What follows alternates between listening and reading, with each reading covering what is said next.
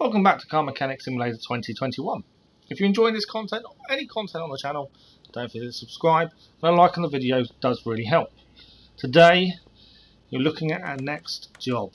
It is a 1998 Ribbsan Starline, and it's a little bit of a mess. So this is from a guy called Johnny Johnson.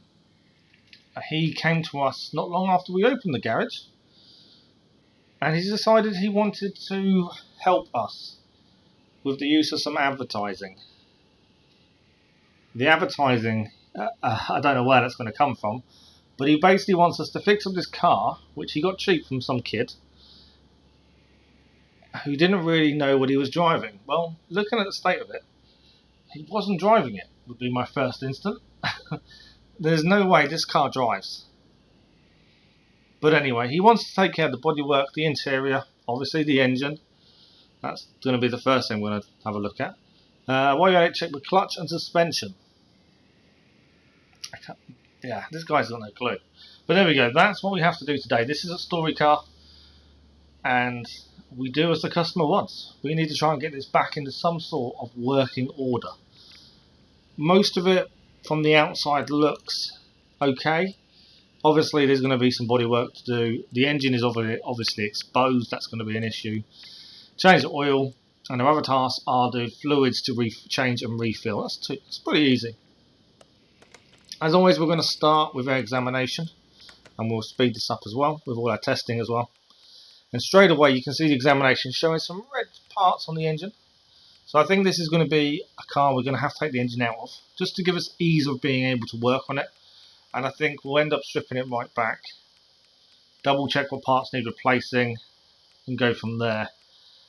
It's not going to be the easiest job, mainly because of the time involved, but it's doable. There doesn't look to be too much other stuff to do other than the engine being the major work and the body work. So yeah, a few issues straight away there with the testing. All the relays seem okay, bar the battery. We're going to use a battery charger though, so that's not an issue.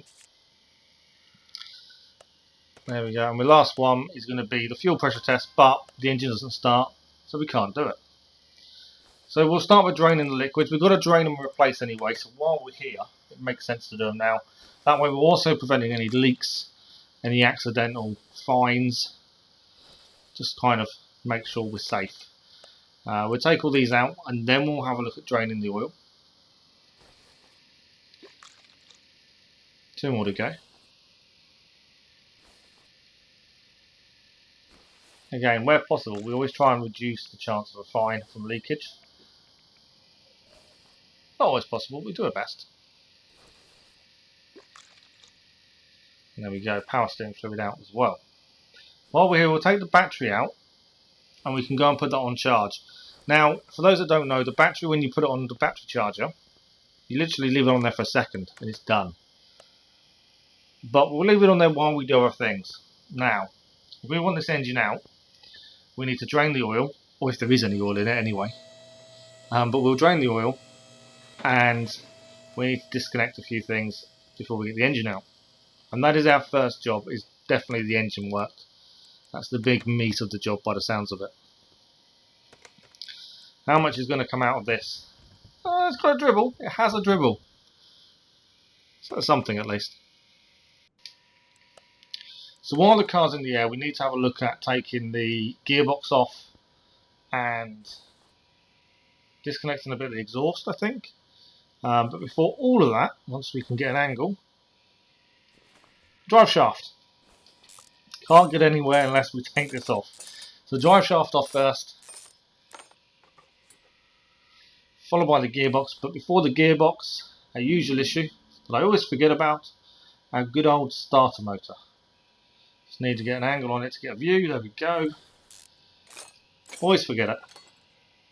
And now the gearbox come off. Luckily for us, the gearbox is in decent shape. So that's one expense that we're not going to have. So that is that. We didn't take an exhaust part off, did we? I think we need to. That should do it. We just need one section, because otherwise obviously the engine's still connected to the exhaust, and you can't put an engine out while the exhaust is connected. So, engine crane time. Let's have a look at its engine in full. I'm getting used to a lot more used to using the engine crane, so I say this now, but I'm getting there. Just remember, we're not installing, we're taking out. And in our actual workshop, we can put the engine back on and have a look. I've got a feeling this is going to be worse than we first feared. We may have to strip this down quite a long way. Yeah, it's not looking good. There is a lot of damage. We'll start with taking off the throttle. We've basically got to strip this back to bare bones and then have a look at what needs replacing according to the job sheet, whilst trying not to miss anything. I'd rather not miss anything, put it all back together and find we've missed something, that means we've got to take everything else back off.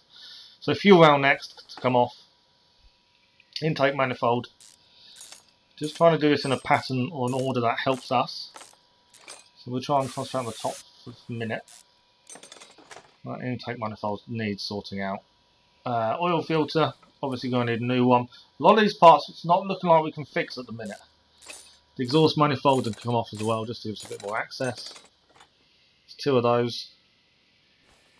They're looking okay though, they don't need anything doing to them. That's something at least. Right. Once the last bolt comes out. What have we got? So engine head cover. Coils cover first. Lots of bolts. And that's something we're going to have to replace. That's red, so we haven't got no chance of fixing it. Our engine head cover next.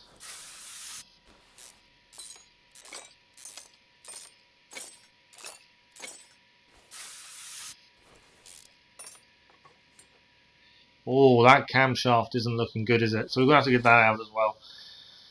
We'll start with the ignition coils first. I think we need to do spark plugs as well. We'll have a better look at those in a second. There's just a lot. This is the problem when you've got no bonnet on your car and you're going to leave everything exposed, and this is the consequence.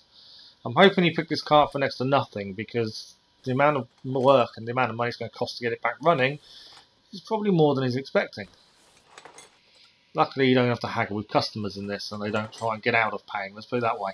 So, we'll look at the front now. We've got most of the top off that we can, so the fan off next. That fan's in bad condition as well, so that's a straight replacement. I don't think we can even fix that, to be fair. What have we got? Belt tensioner. Nicely done. 7-time belt next. Again, can't fix belts anyway, but that's no good. Idle roller. And a really bad looking power steering pump. I think that's had it too. Yes, it has. Crankshaft pulley next. Alternator. Alternator's not in bad shape, to be honest. We don't have to take it off just yet. Timing cover. Take this off and see what's behind there.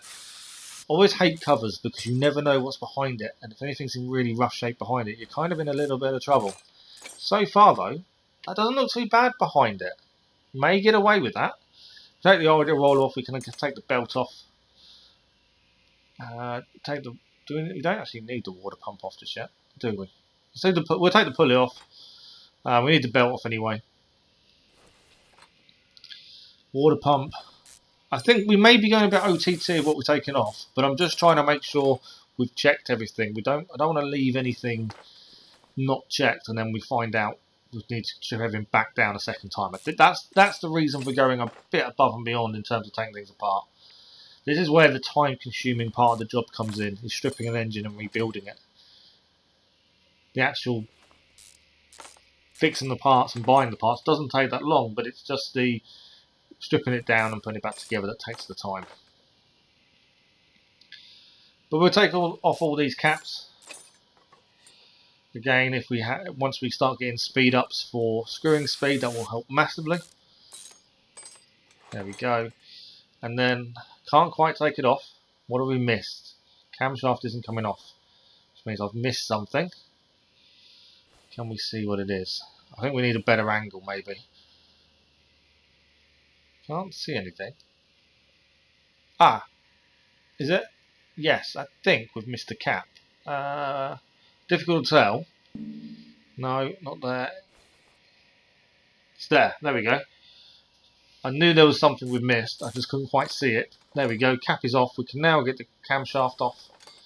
Nicely done. We will have a look at the other side.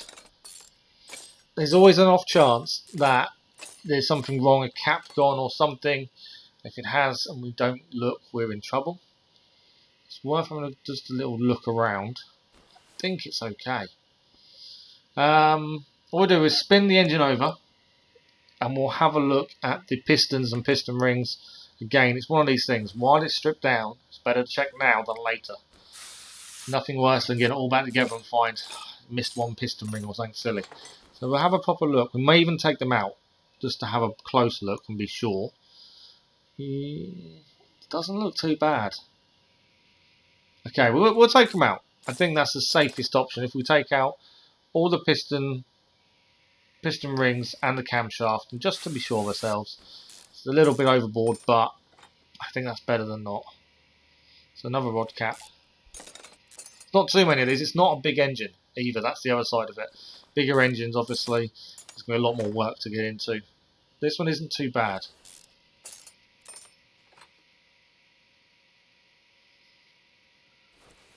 These are little caps. We definitely need that increase in screwing speed, but at the minute we're still concentrating on our fixing part skill. But I do want screwing speeds sooner rather than later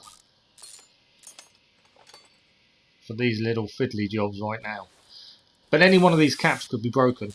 That's the thing. If we don't take them off and find out, it may be, maybe the last thing we find. So it's better to check. And I think that's the last one. We can turn this back over, take out the pistons. Yeah, I think that's the last one. So we'll swing it round. I love the fact you can move this. I think it makes life easier. And we'll soon get used to certain angles and things. Right, we're going to take off the other camshaft because we're going to take off the pistons. We need access from the top as well. So we're going to have to take this camshaft off just to be sure. Again, it's a double check. It's a bit OTT, but I think that's better than not. So all these camshaft caps off as well.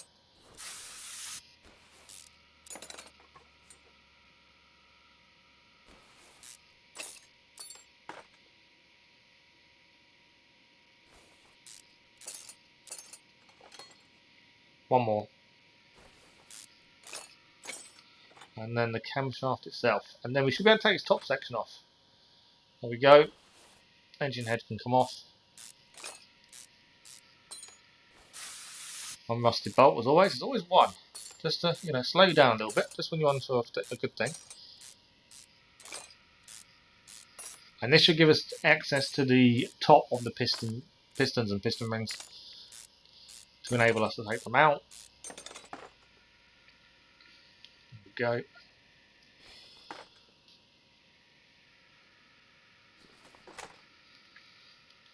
So this has got 6 pistons and piston rings in total, as it's an i6.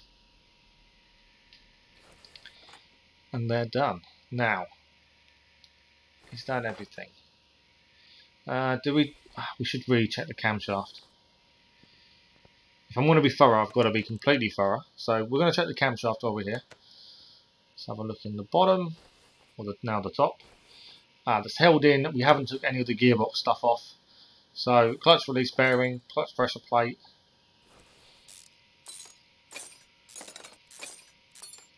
clutch plate, and then flywheel, and then we should be able to get to the crankshaft, and we'll just take it off. This is just to double check things. Right, we're going to head back to the car, double check what needs looking at, what needs fixing. I just want to make sure there's no pistons and stuff on there. They're low, but they're not massively low. And after that look, we've fixed everything, so now we're speeding through the rebuild. I didn't want to bore you guys with the whole rebuild and in real time. It didn't take that long, to be honest, but I thought after we checked what parts needed replacing and we spent the time taking it apart, the rebuild sped up would make a bit more sense. So there was no need to replace any pistons or piston rings. We are going to check the warehouse for the camshaft, but I don't actually have one, so we'll have to buy one. Let's both of those back in, and all these little caps back on as well. This wasn't too bad to refit together. It's more the caps, and having to keep double checking. Do we need to replace that? It's lower than the minimum, but is it on the list? If it's not on the list, we shouldn't have to replace it, even if it's below the minimum. So it's just double checking that does take time. Spark plugs, we need 6 of those, followed by 6 caps. Or ignition coils, we should say. Nicely done. Now all our timing stuff needs to go back on. Don't think we're doing more than we have to. We are being a little bit careful with what we're replacing. That's why we're going back to the car every now and then just to be sure. We're only replacing the stuff we have to replace. The warehouse, we didn't have a lot in there, to be honest. I would have liked to have a bit more just to speed us up and help us a little bit, but there wasn't enough in there to really make a difference financially or speed wise. So we just got a fan to do and a few little bits. There we go. We got an exhaust manifold. Just seeing if we have, or a throttle. Don't think so. There we go. Buy both of those brand new. Throttle's now on. Exhaust manifold going on as well. And as we finish off with the gearbox stuff on the side, and we just need to buy a new clutch pressure plate. That is near enough the engine redone. I think we did a good job. I think it definitely looks better than it did when we first got it. It does take a bit of time, but these time-consuming jobs, they do give you a sense of satisfaction when you look at the engine at the end and think, oh, look at how shiny and new that looks. Definitely gives you that sense of satisfaction. So we need a clutch release bearing now. The last one that was no good. We couldn't fix it, so there we go.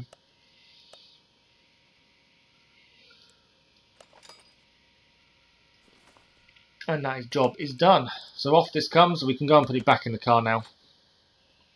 I don't think there was anything else to do in the engine bay. It was just the engine and refuel liquids. So I think we're okay. So I think we're safe to put this back in. And we can get rid of the engine crane in a second. Let's just double check. So battery needs to put back in. That's fine. 2 rear drive axles and 2 wheel hub bearings. That's it. In terms of parts replacing. That's not too bad. And then obviously there's the refill liquids, change the oil and the bodywork. So I think good job so far. We get the battery back out. There we go. Like I said, it's an instant charge, but we left it in there while we was dealing with the engine. It made sense. We didn't need it anytime soon. 100% battery. Another job done. So now, let's have another look. Rear drive axle times 2 and 2 wheel hub bearings. Will all the wheel hub bearings be on the rear of the car? Don't forget to put the engine crane away. Or will they be on the front? Do we have to take all 4 wheels off, or can we get away just with the rear tyres? What do we reckon? Let's have a look at the rear right first. And you can see the drive shaft's gone. You can just see by looking at it. It's a bit brown and rusted. Hopefully we can get away with this, and it is just the rear tyres that need dealing with. So rear drive axle, out that comes. Now bearing, is that the bearing? Well, I don't need to take the brake calipers off, but it just gives us a little bit more viewpoint, I suppose. It's more habit to try and get to this wheel hub bearing. There we go, wheel hub bearing on the right rear. That's 1 of 2. Now, how lucky can we be? We're hoping that the other one is the left rear, and then we don't have to bother with the front tyres. That's the hope. Right, straight away you can see the rear drive axle is doing.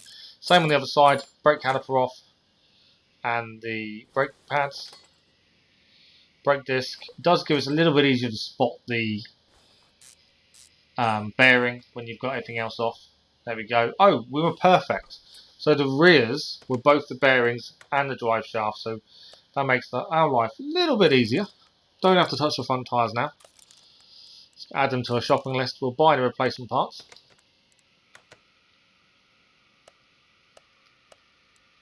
And then it's just liquids and bodywork. Bodywork is going to be a pain. There's going to be quite a bit of it. And I've got a feeling there's quite a bit of it we don't own. So, there's going to be a little bit of buying involved. We'll see how that goes as time goes on. So rear drive axle back in. We can now put everything back on this brake area for the rear left. Brake pads back on, brake caliper. And then after that, the tyre. Here we go. Rear left is back and complete. Just the rear right to do now.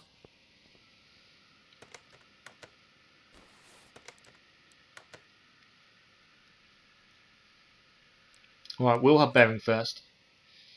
Rear drive axle. And then brake disc. And brake pads. Brake caliper. And then the wheel.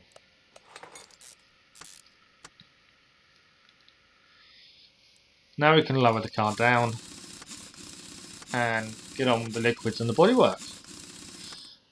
I did put the car down and then I realised I'd forgotten something important. We hadn't actually put the gearbox back on. So let's go quickly back and put the gearbox back on while the car's back up in the air. Bit of up and down on the lift. We'll give ourselves an angle on the starter motor. There we go, perfect. And while we're here, exhaust can go back on as well.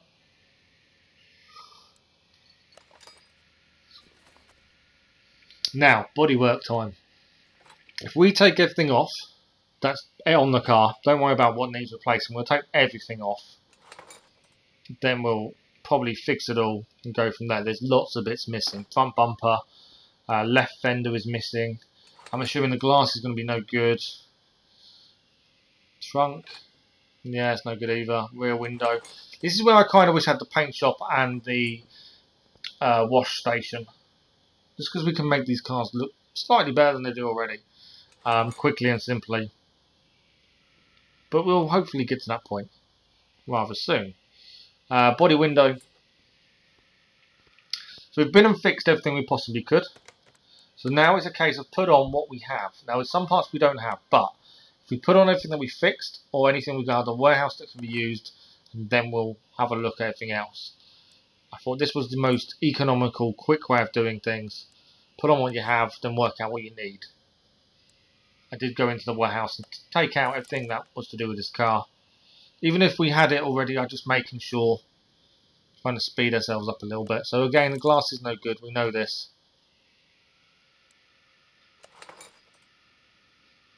And the glass can go on the shopping list, that's fine. We also need license plates, they're low as well. Tail lights, they can't be fixed, so again, shopping list. Don't think they're anywhere near good enough. No, we don't have the left rear tail light anyway. Now to fix the trunk though, nice and shiny trunk. Rear window's no good either. Another one to the list. Left door, it's okay. Left body window, no good. Left door window, again no good, that's fine. Mirror, have we got one? Mirrors can be fixed, that's quite a handy little thing to know. Okay, front left isn't there, we don't have it. Bumper we don't have, I kind of guessed at that to be honest. Window screen again, well, I think we've already checked that to be fair, and hood I think we checked. What about lights? Headlights, nope. And nope. Okay, so we've gone off, we've bought all the parts we need, based on our shopping list, so now it's a case of putting them all back on. The only thing I forgot about just now literally was the license plates. So let's quickly go and buy license plates. I think we need 2, front and back. So 2 of these, and then we just now need to slap everything on the car. Not literally slap it, but you know what I mean. Just put it back on. So brand new front bumper. Left headlight. It's looking new and shiny. Downside to this and not doing a car completely, even though it's not cost effective, is when we get to the back of the car, it's going to look rubbish. So you're going to see the rust coming through. And I kind of begrudge doing it in this way and leaving it a state that it's in. But this is what the person has paid for. And we can't charge them more than what they expect, if that makes sense. I always look at it when people ask the question, do you do every job that he's doing, or do you just do what's on the list? I always say to them, I do the list, because if someone comes in and wants new tyres, and you give them a brand new engine, they're not going to want to pay for this engine. And it's similar to what we're doing here. The guys come in and ask us to do certain jobs, diagnose a few faults, fix them. So he's not paying us to do the rear of the car, the body, deep down, all that kind of stuff. It's just getting us to replace what needs replacing. So that's what we've done. So liquid time. Window screen washer first. Nice blue.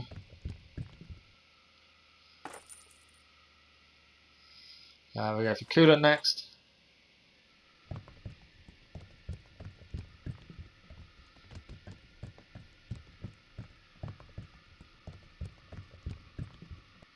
Lovely green.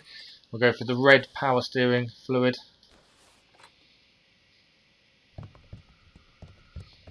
I love the fact they're all colour coded as well. I think the fact they're all different colours helps massively. Once you get used to the colours, you can then pick them at distance, which is what you want. So we're filling oil up now. Nice oil fill plug is easily seen. Smaller engines, they're a lot easier to find.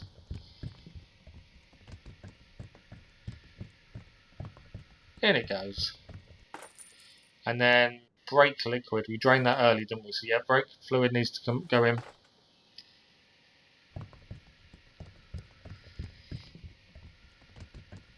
Perfect.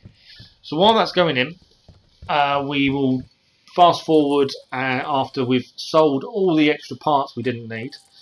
And while I was selling off the parts we were no good, and nothing we could do with them, I realised something.